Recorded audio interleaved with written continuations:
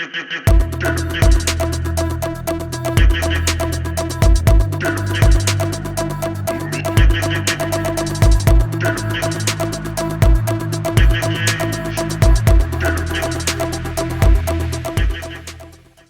noite a todos, são todos bem-vindos aqui para a nossa último colóquio do ano, que tem formato híbrido. São todos bem-vindos para todos que estão aí. Não vou falar o nome de todos, então tem que ficar olhando para a câmera, para a tela, daí ninguém me vê. Então, temos hoje, então, a nossa programação, a palestra do nosso colega lá, que eu esqueci o nome, eu sou péssimo. Marco Massolini. Marco? Massolini. Marcolini, nosso colega Marcolini, que vai falar sobre o livro que ele escreveu, que é uma pesquisa jornalística sobre um autor importante da nossa área.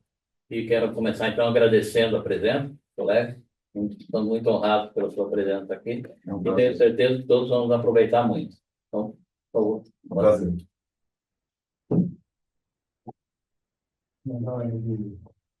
Ficar mais próximo aqui da câmera é melhor mesmo. Mas a gente senta lá. Sim. Fica em pé, não. Você vai projetar alguma imagem? Não. Pode direto aqui. Ah, certo. Pode ficar aqui mesmo? Pode. Boa noite.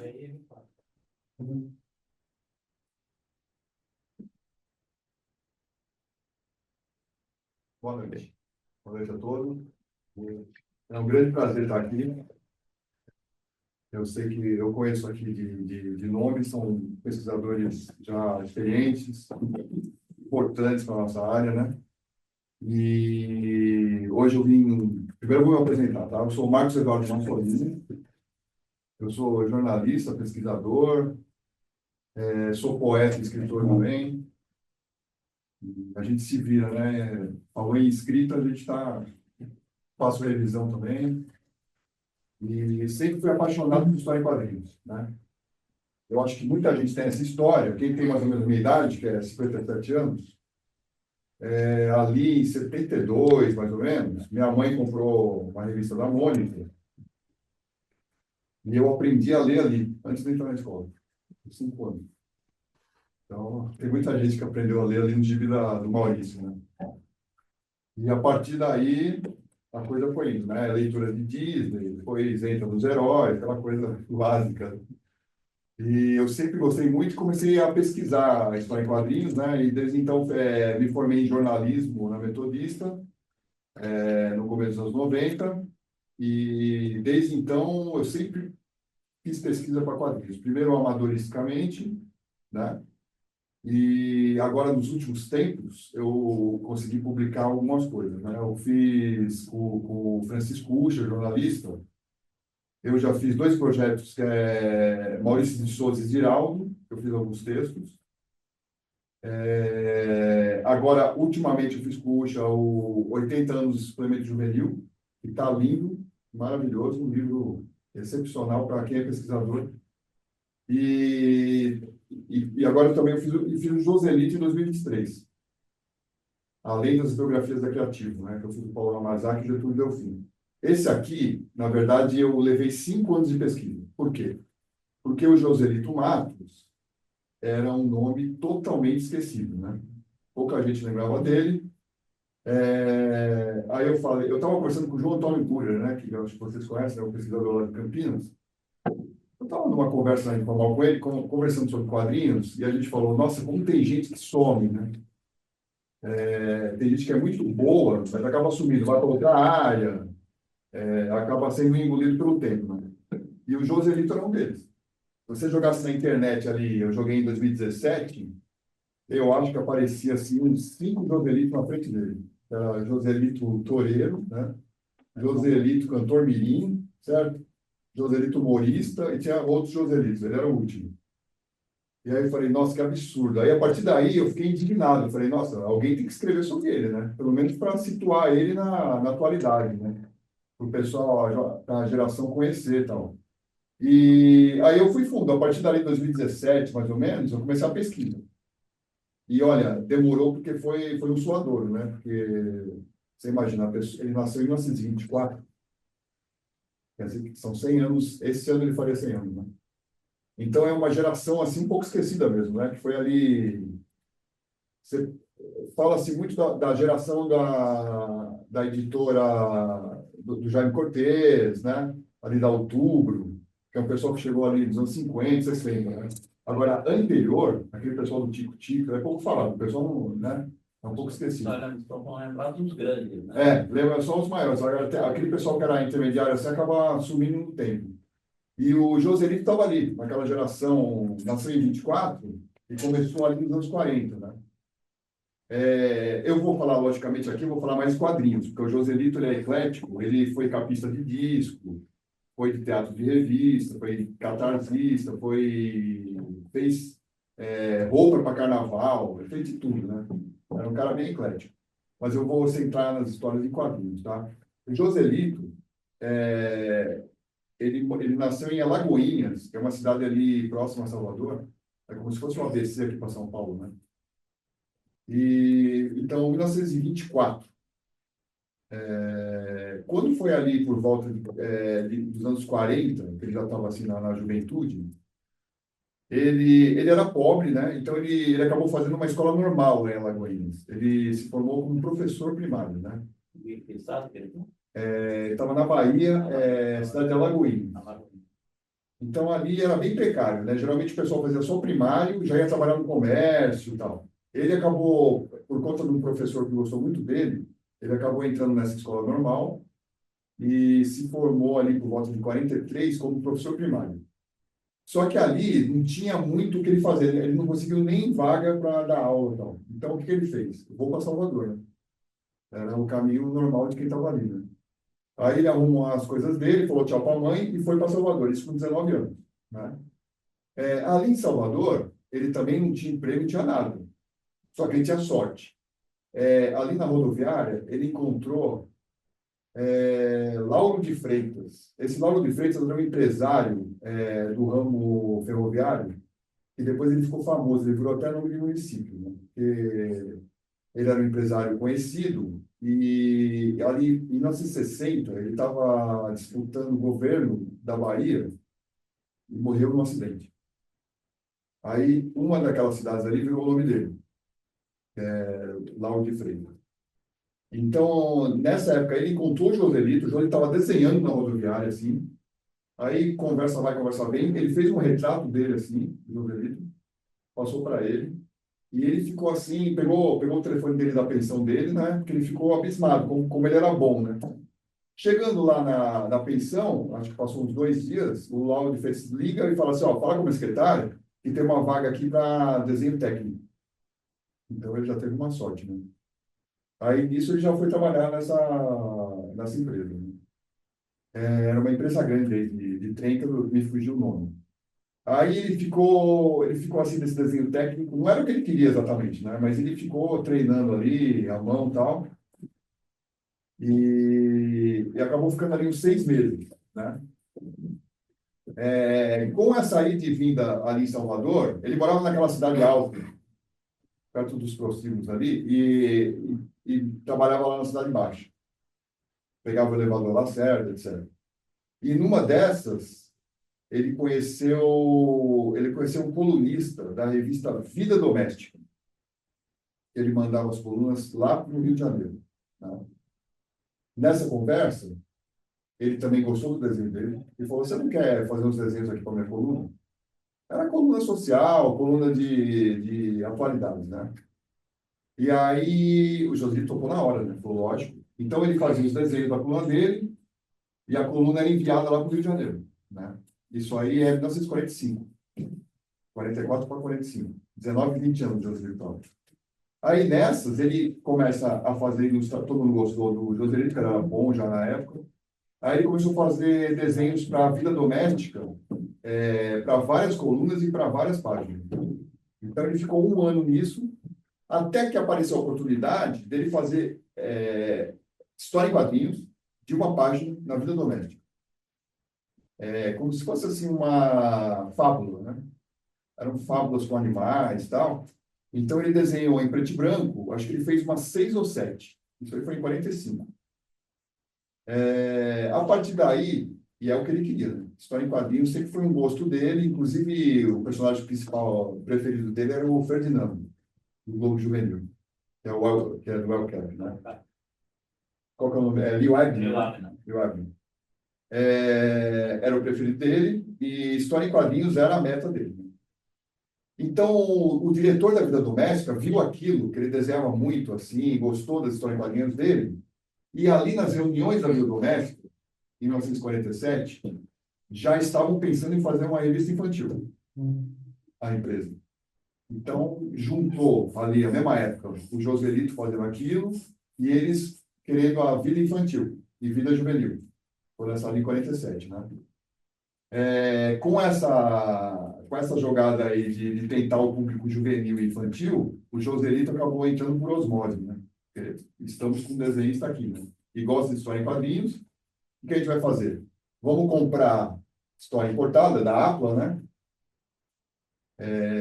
Que geralmente eram bichos também, né? Eram antropomorfizados e tal. Eles pegavam esses bichos aí, raposa, super-herói coelho, essas coisas, e juntaram com as histórias que o Joselito começou a fazer.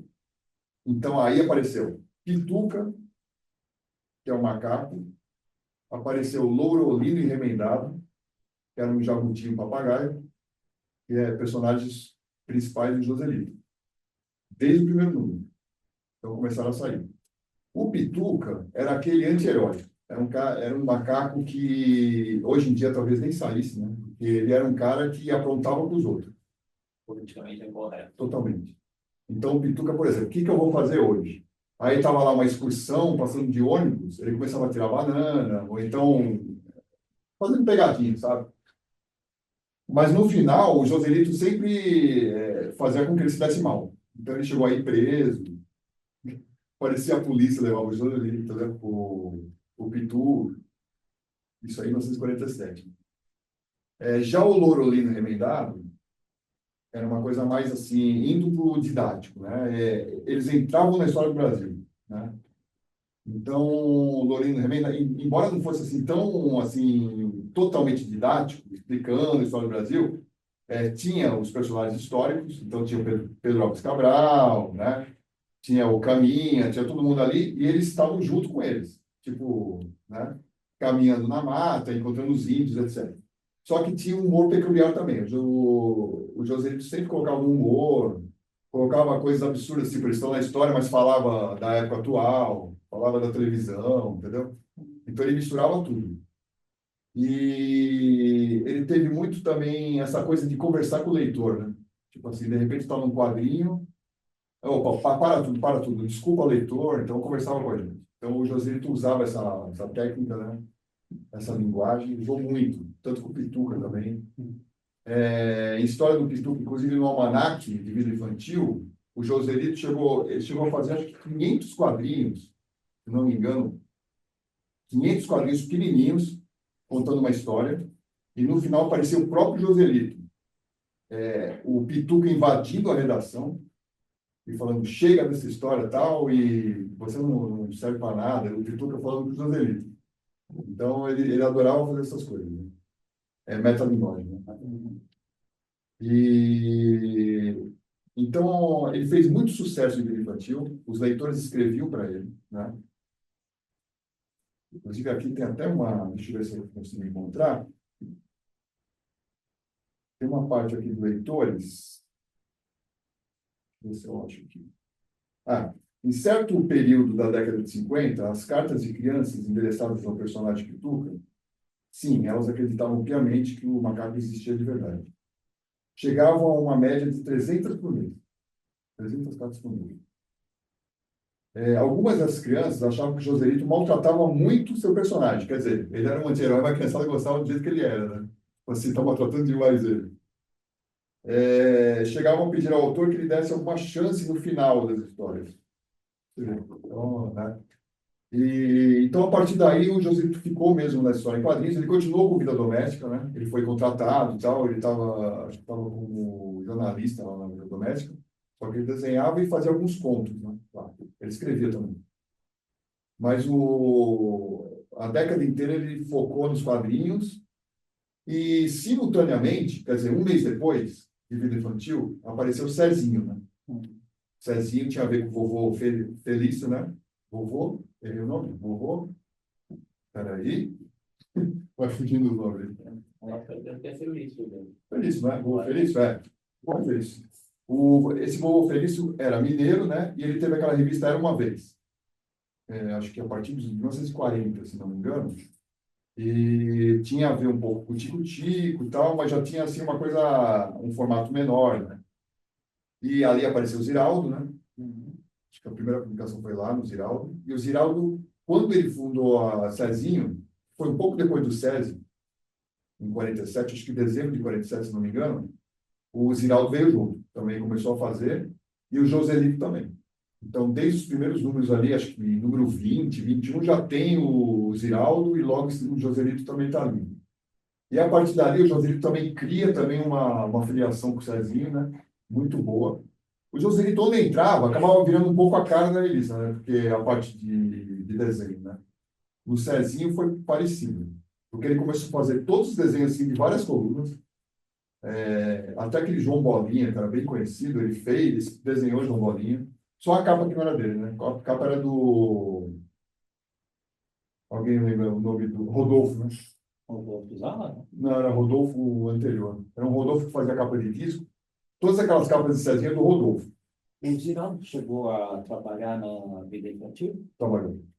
Senta para cá, porque também vai fazer uma vitória. Então, e aí, Roberto, tem uma coisa interessante, que eu pesquisando, eu percebi que numa mesma época ali, que foi começo dos anos 50, Ziraldo, olha o trio, hein? Ziraldo, Joselito e Fortuna. Os três desenhando para vida infantil, Cezinho. Impressionante, a qualidade. Tudo bem, o Ziraldo, você olha aqueles primeiros quadrinhos dele, é um outro desenho, né, lógico. Mas ele já estava ficando bom, já estava ficando bom. E o Fortuna também. O Fortuna, se não me engano, assinava Ricardo Forte. E aí os três seguiram ali, chegaram até a se conhecer ali, porque o Ziraldo chegou a morar perto ali, na casa do vô, numa época, perto da vida infantil. E Joselito continuou. Ali no Cezinho, ele criou vários personagens, tá? O Cezinho, ele começou com aquelas fábulas que ele fazia, fábulas de Esopo, tal, colocava os animais, não? Ele sempre desenhou muito animal. Eu coloco aqui que ele é o rei do antropomorfismo brasileiro aí, em quadrinhos, porque ele desenhou muito animal antropomorfizado. Então, começou com fábulas, na Cezinho.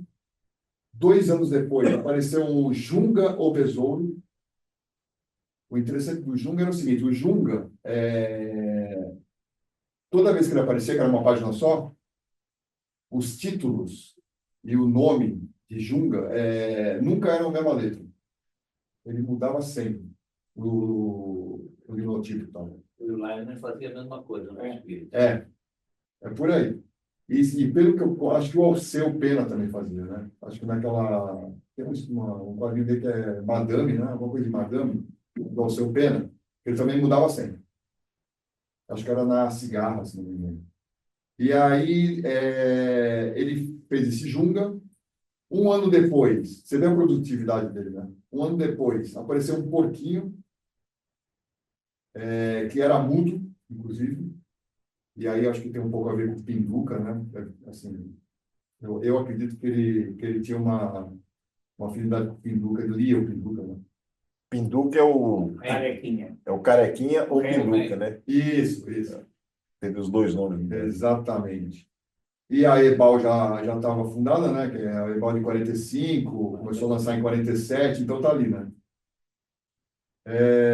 E o Pinduca, ele aparecia em umas histórias assim, avulsas, né? Nas revistas, já do Adolfo Einstein.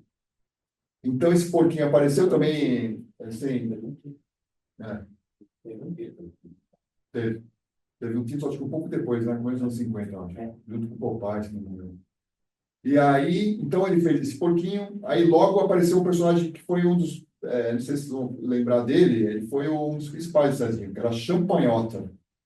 Champanhota era um gato, ele se vestia com fraque, assim, era todo metido e tal, só que ele morava como se fosse meio comunidade, assim, ele era metido, tipo, hoje eu vou encontrar com o presidente, ele contava um monte de lorota, os vizinhos, né?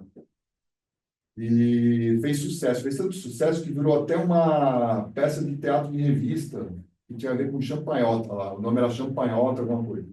Então o nome era bem divulgado. Depois do Champanhota veio o Malaio. O Malaio foi mais para o final da revista, que era um coelhinho, né? Malaio, que tinha também vários personagens. Esse Malaio tem uma história curiosa. Eu fazendo a pesquisa, eu comecei a ver os nomes do Malaio. Aí apareceu um monte de nome, assim, nomes próprios, tipo Zé Carlos, Zé Galo, alguma coisa assim. E aí eu fui pesquisar, é, era uma turma, ele manejou uma turma, que era do Roberto Menescal, olha isso. Ele colocou essa turma dentro do Malaio, todos os nomes, e era o pessoal do Posto 6 lá do Rio, que era aquele início da Bossa Nova. Aquela turma da Nara Leão, Roberto Menescal, etc., do Posto 6. Aí tinha advogado, tinha um monte de gente que estava junto ali. E ele colocou os nomes deles aqui. Por quê? Agora eu vou só entrar, fugir um pouco do História em Quadrinhos, só para contar isso. O Joselito, ele já era muito famoso em teatro de revista, ali no Teatro Recreio e tal, fazendo cenário, fazendo cartaz, etc. Walter Pinto, né, era o diretor. E aí ele frequentava o apartamento na Mara Rúbia. Mara Rúbia era vedete na época, muito famosa. Ele ficou tão amigo da Mara Rúbia que todo sábado ele almoçava lá, no apartamento. E aí o que acontecia? Ele via essa turma toda andando lá no apartamento da Mara Rúbia, que também eles eram amigos dela. Então, essa turma de 15, 16 anos, que era Roberto Menescal, tudo um pouco antes da Bossa Nova, tudo correndo ali e tal, e ele pegou os nomes e botou lá no gibi. Olha que coisa. Inclusive, tem uma história depois do Pituca, que ele vai pescar também, acho que em Búzios. Ele misturava tudo, né? Pituca vai pescar lá em Búzios e ele coloca essa turma. Junta a turma do... Então, ele era bem criativo, né? Agora, o que aconteceu? O Joselito, ele teve esse auge de história em quadrinhos entre 47 e 61. Por quê? Cezinho e Vida Infantil acabaram praticamente juntos. Cezinho em 60, Vida Infantil em 61. Fizeram muito sucesso com aqueles almanaques, né? Que saía todo ano. Acho que eram 12, né? Saíram 12. Depende do tipo, né? Saiu um almanaque grande de capa dura. Exatamente. Natalino, né? E saía tanto Vida Infantil como Vida Juvenil, né? Porque Vida Juvenil estava paralelo, né? Vida Juvenil lançou Johnny Hazard, colocou quem mais que tinha? Tinha muita gente ali. Aquele Falcão Negro, né? Tinha um símbolo aqui. CB, tinha uns personagens legais de aventura, né? Vida Juvenil. E também durou praticamente a mesma época também. Agora, o que aconteceu? Eu fazendo a pesquisa, eu percebi ali nos anos 60, comecinho dos anos 60, teve uma crise de papel danada, né? Tanto que a Folha de São Paulo, naquela época, ela juntou Folha da Manhã, Folha da Noite e virou uma folha só, né? Foi nessa época. E eles não aguentaram, não seguraram a onda, né? O Cezinho acabou em 60 e Vida Infantil em 61. Uma pena, né? E o Joselito, como não era um cara, ele fica até o fim, em todo lugar que ele fica, ele sempre ficava até o fim. Ele nunca falou, estou indo embora daqui, ele ficava. Então, ele acabava indo embora junto com a publicação, né? Então, encerrou um ciclo para o Joselito, entendeu? Ali mais ou menos na mesma época. O Joselito, depois disso, ele ficou um pouco recluso, mas entrevistaram duas vezes o Joselito. Uma foi um pessoal lá de Natal, que era de quadrinhos, que era o Poti, uma coisa assim.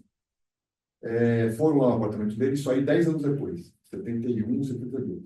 Ele já estava mais recluso e tal. Aí perguntaram, mas por que você parou os quadrinhos?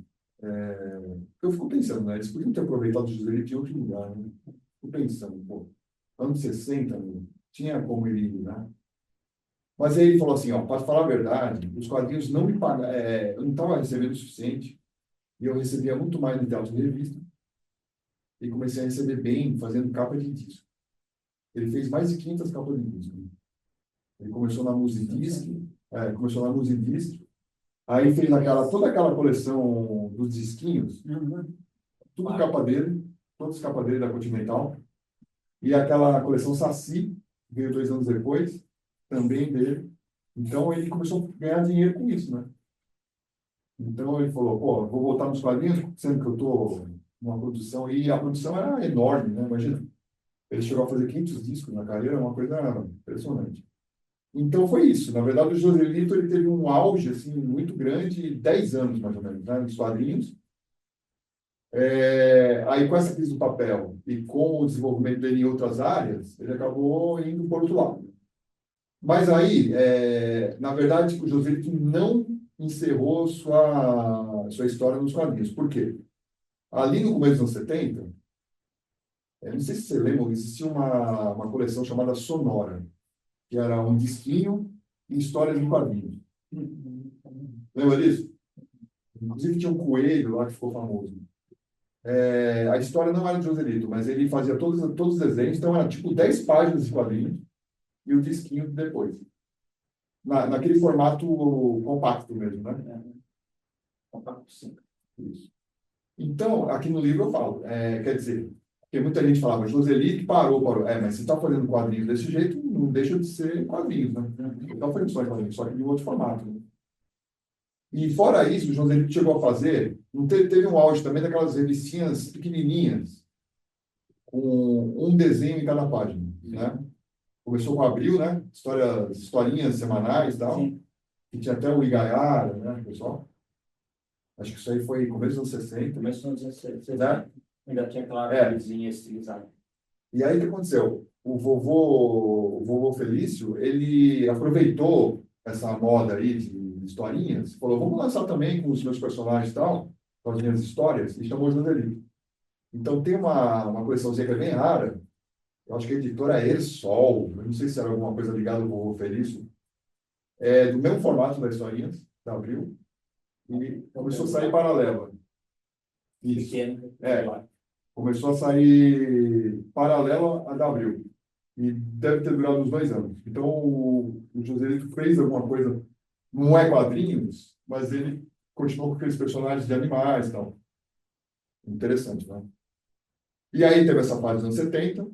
Aí, a partir daí, ele continuou fazendo capas de discos.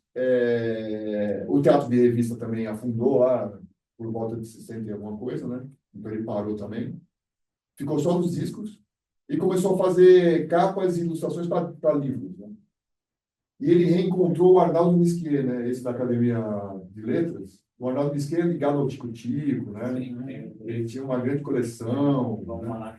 Isso. Foi publicado na mesma época que a gente foi publicado. Exato. Depois.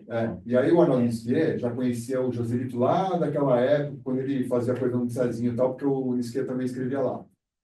Aí ele chamou ele para fazer algumas coisas de livros e tal. Então ele fez lá, tem uma do Bico do Leão Dourado, isso aí já é perto dos anos 80, né? Entre os anos 70 e 80. Então o Joselito fechou o ciclo fazendo capas de livros e discos. Aí o que aconteceu? O Joselito ele foi morar em Jacarepaguá, mesma época ali do Shimamoto. Os dois foram para aquele lado. Né? E, Não inclusive, tinha nada. Né? não tinha nada. E aí o que aconteceu? Existiu a segunda entrevista que o Joselito deu na vida, além daquela que eu falei dos anos 70, foi uma para a Historieta. Do Oscar Kern, É. fazendo do Rio Grande do Sul. Exatamente. Oscar Kern e a turma dele entrevistaram o Joselito. Mas aí eu fui perguntar para o Shima, eu falei, e aí, Shima, lembra dessa entrevista? Ele falou, não estou lembrado. Fui perguntar para outro, não estou lembrado. Sabe o que aconteceu? Aí ele falou, o Shima, ele falou assim, eu acho que o Kern ali fez umas perguntas para a gente, para cada um, sobre o Joselito, e juntou. Porque não foi uma entrevista aqui, todo mundo fazendo o Joselito, entendeu? Mas saiu na história? Saiu, acho que número, se não me engano, é número 8, 7, por aí. Eu tenho 8 números em casa. Dá uma olhadinha Eu lá. consegui. Eu recebi doação para o observatório. Dá uma checada. Vários, vou dar uma olhada. Depois eu até passo para vocês a data que eu vou ter aqui. Separei lá. Deixa eu ver se tem aqui. Que é formato horizontal. Exatamente. Tem vários. Esse desenho aqui é o pessoal lá que eu falei de Natal, tá vendo? O Joselito fez para ele. Ó. Quando eles entrevistaram, que eram os estudantes, tá um desenho aí. Tem um desenho que ele fez para os pesquisadores lá em 72. Ele já estava, na verdade, ele já estava fora dos quadrinhos, né? Depois eu vou mostrar mais algumas coisas aqui. E aí essa entrevista, eu não vou ter a data aqui agora, mas é por aí. E aí, então foi isso. O Kearney acabou juntando uma pergunta de uma pergunta de outra, ele respondeu todas, né? E ele fez lá a entrevista inteira, entendeu? Mas você vê, o Jorito, poucas entrevistas, não tinha muito. O que me salvou na minha pesquisa é que teve uma revista coletânea, que saiu em 1955, mais ou menos, que fizeram um perfilzinho do Joselito. Por incrível que pareça. Aí dali eu consegui pegar um pouco da infância, aí puxei uns nomes, aí liguei lá em Alagoinhas, nossa, foi um... Por isso que eu fiquei tantos anos, né? O pessoal não me respondia. Aí eu descobri, para você ter uma ideia, o cartório de Alagoinhas não tinha a data de nascimento, não tinha o nascimento do Joselito, não tinha um documento. Foram descobrir depois, eu acho que estava no registro de casamento, estava no lugar errado. Quando tiraram assim, não era o documento normal de nascimento, era a mãe dele, era a dona Epifânia, se não me engano, contando que o filho dela nasceu 10 anos antes, entendeu? Era um registro dizendo que o filho tinha nascido. Ponto. Não tinha nome de pai, então é um grande mistério, entendeu? Lá em Alagoinhas, a única pessoa que eu conheci, que eu consegui encontrar, foi um filho de uma amiga do Joselito. Que ela era bibliotecária, gostava muito de moda, fazia costura e tal, e ela conheceu o Joselito e ele frequentava a casa dela. Então aí eu peguei algumas coisas também, graças a esse filho. Mas não, a linha Alagoinhas realmente foi um buraco negro assim, para a pesquisa. Pra você ter uma ideia, o pessoal não conhece o Joselito em Alagoinhas, porque ele saiu com 19 anos, né? Então, encontrei historiador lá da prefeitura, ele foi atrás para mim e tal, chegou aí até no bairro lá, tal, mas não achou ninguém. Então, foi um grande mistério. Em Salvador, eu já tive mais sorte, porque aí apareceu o filho desse colunista aí da vida doméstica, aí já começou a clarear um pouco, né? No Rio de Janeiro, o grande amigo do Joselito foi o Domingos Cervera. Domingos Cervera foi um grande capista da geográfica, né? Ele era espanhol mesmo, né? E chegou ali no Rio por volta de 53. E se você for pesquisar no próprio Guia dos Quadrinhos, Cervera tem capa bastante animal. Ele assinava, às vezes, DC. Então, tem coisa do Capitão Marvel, fez bastante coisa. Infantil, ele era bem eclético também. Ele fazia tanto mais realista como infantil. E o Domingos Cervera tem uma... Ele é o cara que mais andava com o Joselito, né? E o Benício conheceu o Joselito. Eu consegui entrevistar o Benício um mês antes dele falecer. Só que o Benício que me deu a dica do Domingos Cervera. Ele falou assim, ó, eu conheci o Joselito, mas quem andava com ele era o Domingos Cervera. Aí eu fui atrás e acabei descobrindo. O Domingos Cervera estava morando lá em Ipanema, com 85 anos, doente. Consegui falar com ele por telefone várias vezes, porque ele estava bem doente e tal. E aí aconteceu uma coisa muito triste, que acontece muito, né? O Domingos Cervera estava sozinho ali em Ipanema, faleceu. O que aconteceu? No dia seguinte, uma sobrinha da Espanha apareceu, pegou todas as artes, tudo que tinha ali, fez um leilãozinho básico e foi embora. Vendeu tudo. No Isorgado. Quer dizer, nem conhecia direito o Alcheu, né? Devem ter avisado que o tio tinha morrido. Então é isso, né? O Brasil é assim, né? E aí, fora do Domingos Cervera, eu conheci aí o pessoal dos quadrinhos foi vários Joselito mesmo. O Ziraldo já estava doente quando você fazer o livro. O Ziraldo era uma pessoa que poderia falar mais coisas, né? Eu peguei o Ziraldo só em pesquisa mesmo, que eu achei em jornal, umas coisas assim.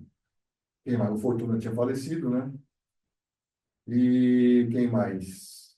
Dos quadrinhos foi isso, porque aí eu conheci muita gente de música, de disco e tal, que também conhecia o Joselito, mas aí é uma outra história, né? Então é isso. Então, agora, a gente pergunta, por que o Joselito sumiu? Né? Depois de tantos anos, ele estava totalmente sumido, né? Tem muita gente um pouco depois, você pega Jaime Cortez, muito mais conhecido, né? Tudo, né? Aí eu acho que são várias coisas que aconteceram ao mesmo tempo. Primeiro, Joselito era um pouco retraído, não era muito de fazer divulgação dele mesmo, tal, então já era o jeito dele, de ficar mais na dele. Segundo, essa coisa da crise do papel que afastou ele dos quadrinhos, né? E terceiro, essa produção dele paralela com outras coisas que davam dinheiro. Então, isso aí acho que acabou ficando uma lacuna, né? no mercado de artes gráficas e tal, acabou esquecendo dele por isso, porque ele não teve uma continuidade, né, que desse, assim, pelo menos um... Eu acho que faltou oportunidade também dele aparecer, de alguém chegar assim, ô, Joselito, vamos fazer uma exposição, né? Acho que teve uma... Faltou oportunidade mesmo. Chegou a fazer alguma exposição? Não. Fez nada. Bom, teve exposição lá, ainda com a vida infantil, inclusive foi uma grande exposição, acho que era uma associação de cartunistas da época, inclusive aqui está nesse livro, apareceu muita gente, e o Joselito teve um painel dele lá de histórias infantis, etc. Mas nessa exposição é incrível, porque não se fala muito dessa exposição. Fala muito daquela do Jaime Cortez e do Álvaro de Moya. Essa aqui foi, acho que foi um pouco antes. Deixa eu ver o que eu acho aqui. Rapidinho, vou te falar. Tem alguns quadrinistas que acabaram a sua carreira dando aula. O Igaiara, tinha uma escola de desenho, o Polonese também. Então, trabalharam anos e anos com quadrinhos e depois, aquela coisa, né, de não valorizar, né? Você falar hoje em dia, mesmo tem pesquisa quadrinhos, do Polonês, do Gala, do Jaime Cortez, as pessoas não vão saber. Acabam... Eu mesmo não conhecia o Joselito. Quando eu fui ler sobre isso inicialmente, seu trabalho, pensei, será que é um personagem? E é o autor, né? Com esse nome. Então, mas tem essa confusão mesmo. É engraçado, né? Tem uma edição da vida infantil e um final Eu de... acabei de receber várias edições da vida infantil doadas para o observatório. Então, aí Eu vou olhar, guardei você uma vai parte. olhando, você vai ver que o Joselito está em toda parte. Está em toda parte. Até em capa também. Eu tenho alguns disquinhos dessa série antiga também. Não, Vou olhar. tenho mais, mas eu lembro. Então, aqui, ó, eu coloquei esse vídeo infantil aqui, ó, é desenhado pelo Maurício quando ele era novo. Tá vendo? Ele fez como se fosse uma capa do almanaque de 1951. Vamos todo? O Maurício é de 35, né? 35, 45. É, Aí ele tinha uns 15, 16 anos. E ele fez esse desenho no caderno dele, ó, tá vendo? Ele adorava o almanaque de vida infantil e ele fez um desenho da capa, como se fosse, tá vendo? Ele colocou os personagens, ele teve os direitos juntos, os personagens dele. Então muita gente lia, né? E essa exposição que eu falei, então, além do Joselito, tinha muita gente ali, inclusive o Ivan Otti Rodrigues, o pessoal que estava começando, todo mundo participou dessa exposição. Muito bacana. E acho que foi 52, 53. Não, aliás, antes daquela, foi 50. Aquela 51, né, Robert? Não é? Então é isso. Aí eu acho, pesquisando, eu achei isso. Ficou uma lacuna, né? E acabou confundindo o nome dele, acabou ficando assim, jogado no tempo, né? O pessoal foi esquecendo, e é o que você falou, muita gente achava que era o personagem, era o Joselito, né? E ele não deixou família, filhos? Não deixou família. Eu pesquisei, o Joselito parece que adotou, ele era muito amigo das vedetes, né? Eu conversei com algumas vedetes, ela falou, eu fui lá no apartamento deles nos anos 80, ele já estava bem recluso, né? Encontrei, parecia ser o sobrinho dele, que estava meio que adotando o sobrinho e tal. Tentei de todo jeito ir atrás, falaram o primeiro nome dele, né? Ficou difícil de achar, né? Mas aí não deixou família, não deixou. A mãe dele faleceu nos anos 70, e como já tinha essa coisa, o pai não tinha nome ali na certidão, não tinha família. E os originais dele não existem. Não. A sobrinha da Espanha levou. Podia ser que estava junto com o Domingos Severo. Né? Mas como ele era amigo, pode ser que alguma coisa estava com ele, né? Porque isso aí também é um mistério, porque quando acabou o Vida Infantil, Vida Juvenil, eu tentei saber também se tinha ficado em algum lugar tal. Não descobri. Naquela época o pessoal, não é que nem agora, que guarda os originais, vendeu, faz É verdade. Comic Con, né? Verdade. Naquela época não tinha interesse de jogar fora. Eu deve ter os originais do Joselito no Diários Associados, deve ter alguns, que ele fazia algumas caricaturas ligadas ao teatro de revista. Então ele chegava a fazer algumas caricaturas de artistas e tal, ali na Última Hora, Diários Associados, ele fez para vários jornais, então deve ter alguma coisa deve ter guardada de caricatura, né? De Tem na charge. Biblioteca Nacional. É. Ali pela biblioteca eu achei algumas coisas ali do jornal, né? Eu até peguei e coloquei algumas coisas aqui, mas você vê, é um grande mistério mesmo, né? E aí a morte do Joselito foi do coração, né? Ele estava sofrendo do coração ali por volta de 88, 89, foi internado. Ele foi fazer uma operação aqui em São Paulo, inclusive. Saiu do Rio, acho que era uma coisa bem séria, ele veio fazer aqui, só que não resistiu. Assim, na operação mesmo, né? Aí ele foi enterrado lá em Jacarepaguá mesmo, aí em 89. Quer dizer, novo, né? Ele tinha 64, 63 anos. E é interessante que você olha aqui na entrevista dos meninos de 72, tem uma foto dele, né? Ali ele tá com 40 e poucos anos, ele tá bem, ele já tá meio acabado, assim, meio, sei, sei. Aí eu não sei o que aconteceu, mas ele estava bem recluso, fazendo as capas de disco dele, não sei se ele estava bem de saúde já na época. E aí, em 89, ele faleceu. Eu tive, não a coleção completa, mas tive vários desses disquinhos, cada um de uma cor, Isso, verde, exatamente. vermelho. Não, e as capas são lindas. As capas são lindas. Inclusive, aqui, eu vou mostrar um pouco aqui, porque, inclusive, foi o Will que fez a diagramação. Se você puder mostrar, Gazi, que tem uma série de capas, que você vai virando aí, você vai vendo as primeiras páginas, né? E eu, Aí é vida infantil, né? Ó, tá vendo? quando começou o CD, eu não sei o que eu fiz, Olha lá. eu dei embora, se eu, Inclusive tinha uns CDs que saíram, né, da coleção. mas os disquinhos eu, não sei se eu joguei fora ou Ó, doei. aí começam os discos, tá vendo? Então aí é tudo disco e aí vai aparecer, daqui a pouco aparecem os infantis aí também. Professor, Tem alguém querendo falar, pode falar. Pode falar. Ó, tá vendo? Ali é, na esquerda já tem os infantis, tá vendo ali, ó? Abre a câmera e pode falar. professor, Oi. boa noite. Doei. Meu nome é Arandi. Eu sou filho do quadrinista Alcides Salles, que faz parte do Grupec. O senhor falou aí de Lindenberg e Emanuel Amaral, que entrevistaram. Oh, é isso mesmo, boa. É o grupo PH. Eu sou filho de Alcides, eu faço parte do Grupec aqui de Natal, do Rio Grande do Norte.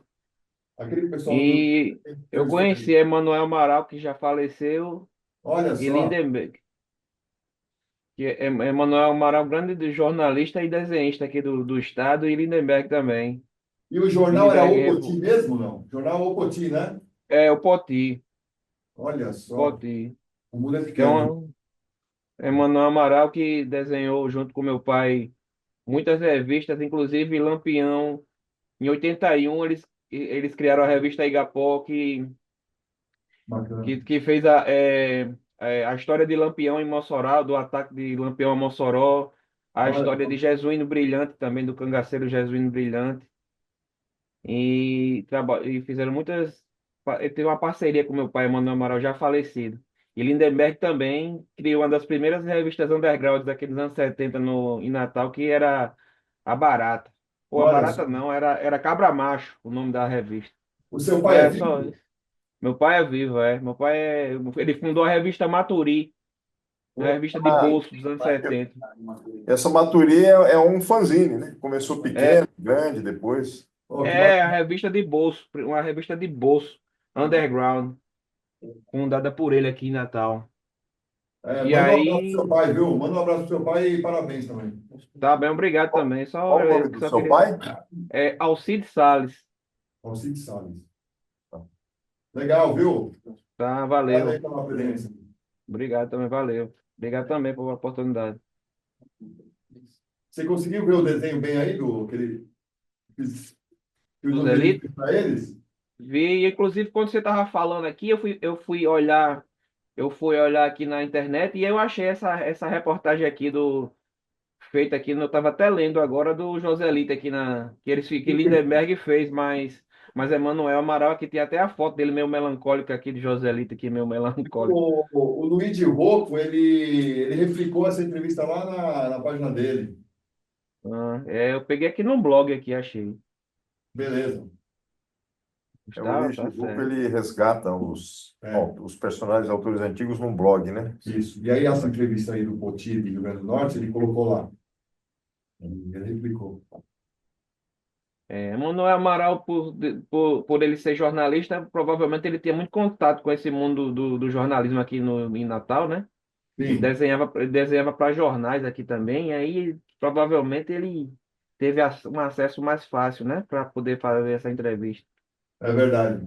Olha lá, Tiras Memory, Joselito, entrevista de Isso, é isso aí. 72. Tiras Memory também ele faz também um É, fanzine mais recente, que é o HQ Memory, eu acho. isso, que tá bem legal também. É. Bem bacana. É isso aí. Pois é. Tiras Memory, tem aqui, Tiras Memory. É isso aí. Tá no chat aí, quem que pôs? Foi a Giovana que colocou o link. Então, Luigi Rocco essa aqui. entrevista me salvou, viu? No livro. Foi uma das entrevistas que me salvaram. Eu estava comentando com o Gabi algum tempo atrás, né? Que uma grande quantidade de entrevistas de autores foram dadas para fanzines e estão perdidas. Né? Até a gente recebia de doação Sim, sim. talvez umas 4 caixas de fanzines há algum tempo atrás. Estava até comentando com o Gabi para a gente fazer um projeto futuramente aí, pegando todas essas entrevistas que saíram em fanzines, daquelas que Sim. a gente tem que fazer uma coletânea, Porque é um material precioso, que é né? um material que só se publicou em fanzine e esqueceu. E às vezes nesses fanzines, o autor está falando coisa que você não acha em nenhum outro lugar. Exatamente. Não, e fora isso, os fanzines, eles vão atrás de uma coisa que está fora da mídia, às vezes. Já é gente que já não está na mídia, né? Então eles pegam, que nem o Joselito, eles me salvaram por isso, porque ele já estava meio fora dos quadrinhos, mas mesmo assim eles pegaram lá a entrevista inteira dele, né? O fanzine tem essa peculiaridade, ainda mais em tempos que não existia internet. Aí era Exato, mais raro. exato. Porque como o fanzine não visa lucro, né? Porque uma revista vai pegar quem está na moda, quem está lá em voga. O fanzine nem sempre. O fanzine pode pegar um nome, né? Mais assim do underground, né? Do subterrâneo. Né? Então a ideia do Valdomiro é muito boa, sim. Muito Resgatar boa. e atualizar. Legal, legal. Com as entrevistas. Fazer talvez uma base de dados com todas essas entrevistas, e daí. E vocês acham que o auge do fanzine foi anos 70, anos 80? Acho que até hoje. Depende, O auge do fanzine, assim, o fanzine teve o auge no Brasil dos anos 80 e 90, porque ele supriu o que a gente não podia publicar em quadrinho oficialmente. Mas ele voltou atualmente, ele tem um novo... Tem uma boa... Tem uma nova vertente, tanto de resgate, como... Tá tendo uma boa movimentação, né? Mais profissional. Como um fanzine artístico também, ou até o sendo usado em sala de aula agora de uma outra maneira. Eu já percebi também, porque eu frequento aqui de fanzinada lá no ABC, lá, realmente muita gente, muita gente. Olhando esse material que eu recebi, que não a fundo, eu notei que tem uma fase dos fanzines em que se fazia reportagens, digamos assim, sobre os autores. Então, se fazia alguém que gostava daquele autor ou daquele determinado quadrinho, daquele determinada história, revista, fazia reportagens sobre ela, fazia narrações, pesquisas, ainda que fosse amadora, e falava sobre aquele material. Depois tem uma fase em que se reproduzia muita história, histórias antigas, né? Então, pega pessoal, tem muitos fanzines que são reproduções de história que saiu no Globo Juvenil, no Suplemento Juvenil, no vários. Então, são dezenas de títulos que tem só com essas reproduções. Que aí eram aqueles colecionadores que tinham, né, bastante material.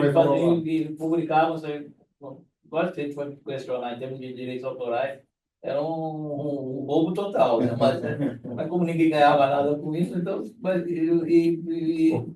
e faziam revistas todas com reproduções. Exatamente. Depois você tem uma fase que daí o fanzine começa, os organizadores do fanzine começam também a publicar as suas próprias histórias. Daí é a terceira fase, que daí chega até a que estamos agora. E sabe o que eu percebi também? Tinha também, você falou de reprodução, teve aquele auge do Faroeste, depois o Faroeste deu uma subida, aí tinha os colecionadores meio órfãos, né? Aí saía aqueles fãzinhos do Faroeste, né? Que o pessoal reproduzia as histórias. Ainda tem sob demanda. Você pegar o QI, que é o fanzine de quadrinhos independentes do Edgar Guimarães, você ainda acha esses fanzines de reprodução de quadrinhos de colecionadores que ainda fazem. Sim. Aí vem pelo PDF, mas tem alguns que fazem impresso Acho que para o quem Salles quiser faz ainda, né? O comprar, Salles. pagar uma assinatura ou algo O assim. Sim. Imagine, ele fez algumas edições de quadrinhos do Rock Lane, Sim. né, que ele desenhou para a Rio Gráfica. E ele acabou juntando, né? E ele fez para a Rio Gráfica porque lá nos Estados Unidos era da Dell, a Dell parou de publicar, Aí começaram. aí ele continuou a desenhar para a Rio Sim. Gráfica, o leitor brasileiro, né? E isso acontecia, né? Parava lá e eles continuavam. Eu li muito fanzine na década de 80. Eu me lembro até de um fanzine que era Gangue Portela, que era da família de Watson Portela. Ah, sim. O Gangue Portela, que ele, inclusive, era ele publicava lá os quadrinhos e a família dele também. Tinha umas pessoas da família dele. Eu recebi muito fanzine, porque como a revista Maturi tinha muito contato com pessoas do Brasil tudinho. Que legal. Contato com o Mozart Couto, fez capa para a revista da gente, aí tinha um contato grande. E eu E aí, também eu queria agradecer aí a Valdomiro, que esse ano, agora no final de novembro, eu passei do meu mestrado, concluí o mestrado com base aí numa afirmação aí de Valdomiro Vergueira aí da diminuição do público infantil leitor de histórias em quadrinhos. Eu fiz a minha tese baseada aí nessa afirmação dele. Fiz um trabalho com meus alunos aí pelo Prof. Artes e passei. E eu agradeço bastante aí por eu ter encontrado uma entrevista dele aí no Jornal da USP que me ajudou a fundamentar o meu trabalho. Muito obrigado aí, viu, Valdomiro? Eu fico agradecido pelo uso que você fez, eu valorizo o meu trabalho. e parabéns aí, Fico né? muito feliz. Parabéns pelo termo do mestrado.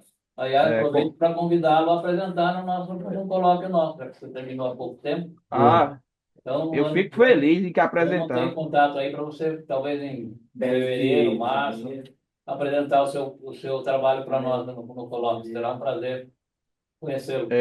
Obrigado. A contribuição das histórias em quadrinhos para leitura, consumo e produção em ambiente escolar, o nome do trabalho. Eu Boa. fiz e desenvolvi com os meus alunos do sétimo ano, produção de quadrinhos. Mande Quadrinhos seu contato para manuais. nós. Agora, mande seu contato para a gente ali No chat. no chat para a gente fazer um contato com você. Tá ok.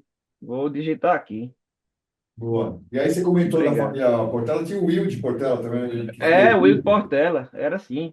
Exatamente, parece que a irmã dele, uma prima, sei lá, tinha a gangue Portela, era só a família dele, assim. Grande Portela é boa. Conheci também, sabe quem? Nos anos 80 ainda começando, agora, aquele que os caras chamam ele de Mike Deodato, mas ele não era Mike Deodato naquela época, não. Ele tem, como era, é Deodato Filho, Deodato Deodato Pai e Filho, Deodato Deodato Filho. Borges era o pai. Borges Filho. Ele ainda era, e não era Mike, não, era, como, eu não sei como é que é o nome, era o nome Aí brasileiro da aí. Paraíba, né? Lugar da Paraíba, que desenha o Hulk, a Mulher Maravilha, que ele no comecinho eu peguei ainda, ele ainda, assim, aperfeiçoando o traço dele, né? Que ele chegou hoje ele desenhava bem, mas ele foi aperfeiçoando bastante o traço com o tempo. Mas Você tem é isso. Natal? Eu sou de Natal. Aqui tem um grupo Eu tem fui muito uma vez no desenhista aqui em Natal, Natal. Morandi, e Oi? nessa vez eu estava no hotel, me procurou um desenhista de Natal e me levou Hum, uma caixa de fanzines e de quadrinhos produzidos lá. E até eu não lembro mais o nome dele, até hoje. Luiz Elcio? Não é Luiz Elcio não, né? Uma caixa bem grande, com vários, me deu mais de 30 revistas. É Luiz Elcio o Eu nome estava dele? lá, foi a única vez, mas não sei, até hoje eu não me lembro mais, não anotei na hora Você- e ó, Luiz aí vai El, ficando Ele tá velho. falando o nome aí. Como? Luiz Elcio o nome dele, não? Ah, não me lembro mais. Luiz Elcio me entregou uns fanzines também recentemente lá Mas em sei que eu lembro que ele foi procurar no Fortaleza, ano hotel e me passado. levou um monte de fanzines, revistas, e eu não anotei o nome dele. Deve ser ele. Vai, carrega e vai. Luiz Elcio, ele desenhava o cangaceiro Labareda. ele tinha esse personagem labareda aqui na revista, ele trabalhava muito com cangaço, com essa temática do cangaço aqui, porque as revistas, assim, pioneiras, vamos dizer, do underground aqui, foi a Maturi e depois foi a Igapó, só que a Igapó, ela tinha uma vertente histórica, sabe? Mais de quadrinhos históricos, porque meu pai conheceu Câmara Cascudo. Câmara Cascudo, grande historiador, né, pesquisador. Aí meu pai na juventude conheceu Câmara Cascudo. Aí ele ia muito visitar Câmara Cascudo. Aí Câmara Cascudo falou para ele que ele contasse a história do Rio Grande do Norte em quadrinhos, porque o quadrinhos ele tinha um maior alcance, né? Porque ele escrevendo livro não alcançava muitas pessoas, né? Falar assim, tinha mais um alcance entre os intelectuais, mas não pegava massa, né? Aí disse assim, olha, não bota o bloco na rua, faça o quadrinho, as histórias em quadrinhos, pegue a história e transforma em quadrinhos e bota o bloco na rua. E papai foi na ideia dele e fez um bocado de história aqui, né? Fez Lampião, fez fez a história desse Jesuíno Brilhante, que foi um cangaceiro muito famoso aqui na região, fez a Revolução Francesa, fez Zumbi dos Palmares. Vixe, fez um monte de revista Bacana. aí, Gapó. Um bocado de personagem daqui, Alta de Souza, Henrique Castriciano, um bocado de personagem do Rio Grande do Norte, a Revolução dos Bárbaros, a história do Rio Grande do Norte em quadrinhos, que depois até Olha posso só. mostrar para vocês aí. Posso te dar alguma sugestão? Faça uma Sim. tese de doutorado sobre seu pai, sobre esses quadrinhos históricos. Você tem um material, você tem teu pai vivo, faça uma tese de doutorado, entrevista ele, vai reunindo material, porque Hum, a gente tem pouco contato com a produção de outros estados, né? Aqui a gente fica só no Verdade. Rio São Paulo, máximo Minas. Então, eu acho que vale a pena você fazer um doutorado sobre quadrinho histórico e sobre seu pai. eu falei até com Alberto Pessoa, porque Alberto Pessoa, ele foi, Alberto Pessoa, professor da Paraíba. Sim. Eu até falei com ele, ele perguntou, você quer fazer o quê de doutor, quando eu terminei, que ele foi o professor externo, né, examinador externo da minha banca. Aí eu disse, eu quero fazer isso. Aí ele disse, você faça isso, mas faça ligado aos seus alunos. Mas a minha ideia, quando ele perguntou, foi essa daí que você me falou, de eu pegar essa perspectiva dele, desses quadrinhos históricos que ele fazia aí, né, entendeu? Para poder fazer uma biografia aí, sei lá, uma espécie de biografia dele dentro dessa perspectiva aí. Você conseguiu guardar esse material? Esse material está guardado, não? Provavelmente eu consigo boa parte desse material aí com o Luiz Elcio, porque o Luiz Elcio é tipo a biblioteca, é o cara que guarda tudo aqui, ele tem Ah, tudo beleza, guardado. então. Nossa, você já tem Tem um tudo na bocado mão de para revista contribuir. Maturi dessas aí, mas Maturi, as primeiras assim, talvez eu consiga, bem antiga, a revistinha pequenininha aí, que É. tinha aí. Legal. Olha, você tem tudo na mão para fazer uma pesquisa, uma boa É pesquisa. sim, aham. Então, tá comentando. Não dá para enxergar. A Tem Giovana aqui, o está cara colocou falando, O, aqui.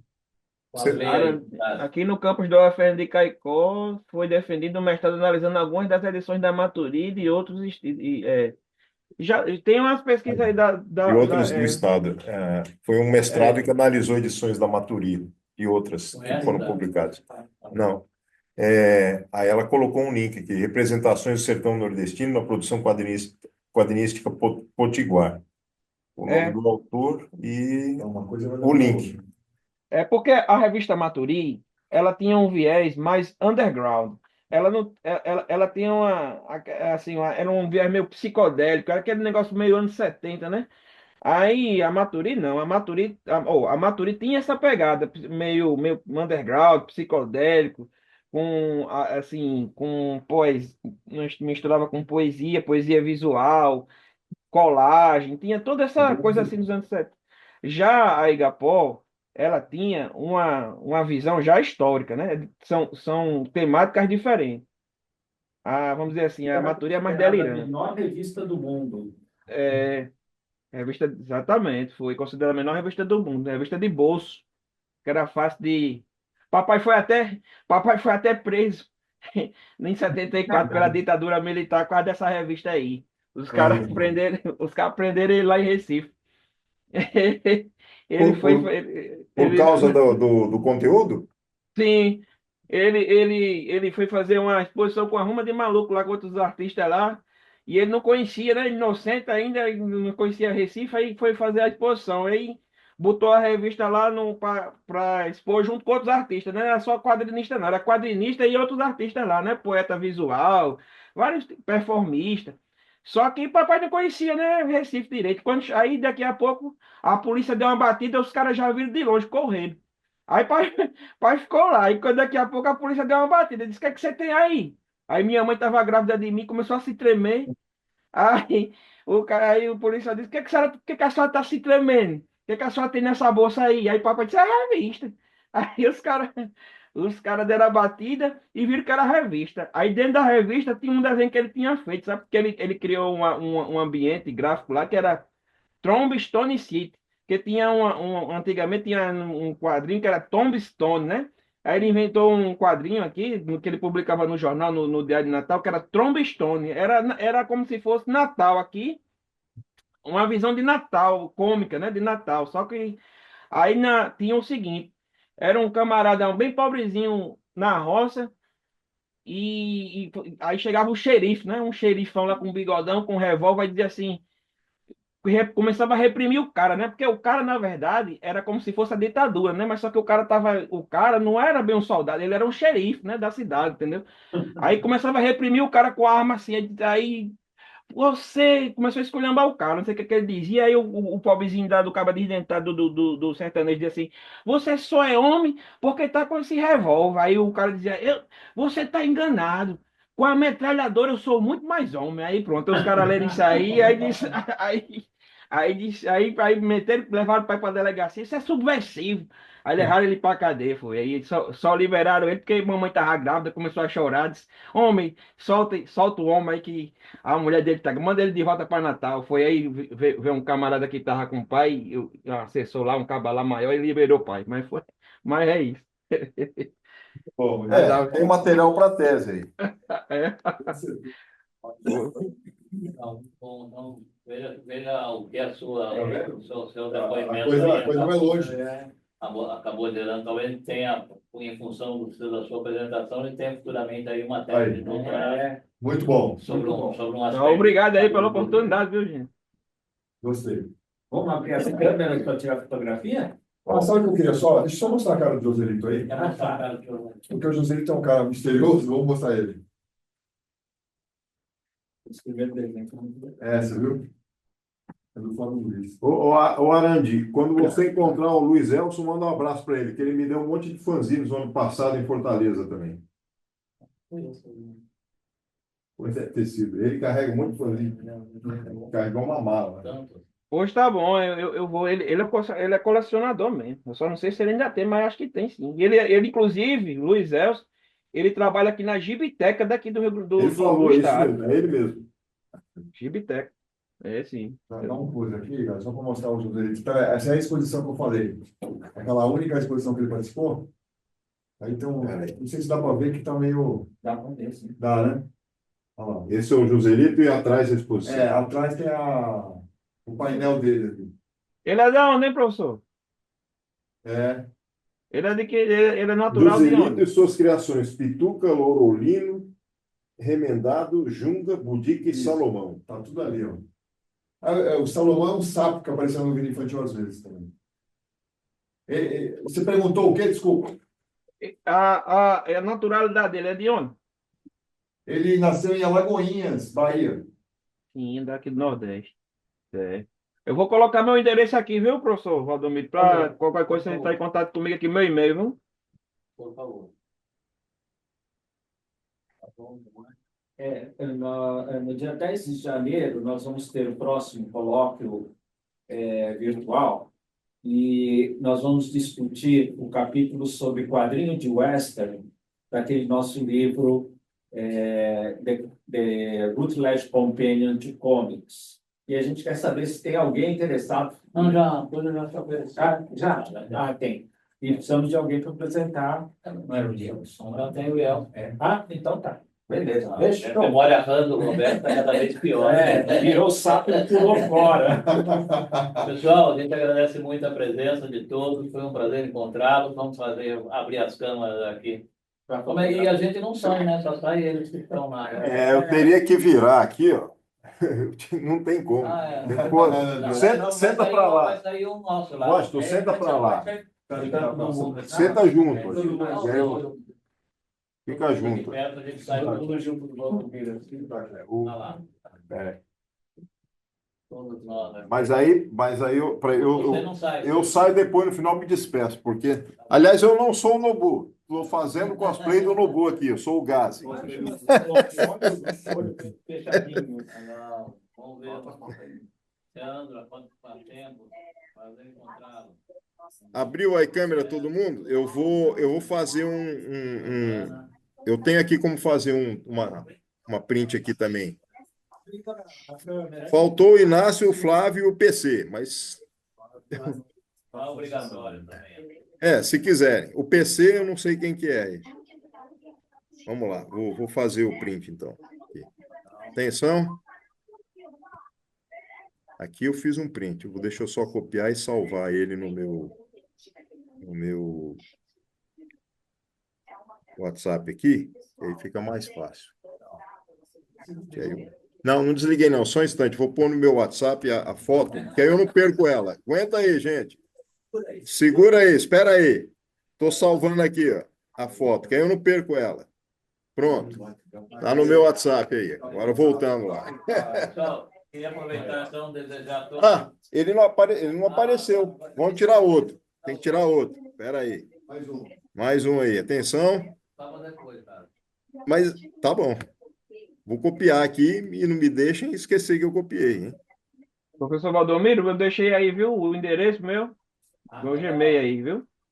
Valeu. Valeu, Adeus. Muito obrigado. Então, desejo um feliz Natal para todos, um prazer encontrar. Vocês também. Tudo de bom para vocês, hein? Obrigado aí por tudo. Tudo de bom, gente. Boas festas aí para todo mundo aí. Foi bom ver vocês. Tá, tudo de bom. Tchau para vocês aí. Não é o Nobu. Tchau, gente. Boa confraternização. Tchau, gente. Tchau, tchau. Tá, tudo de bom.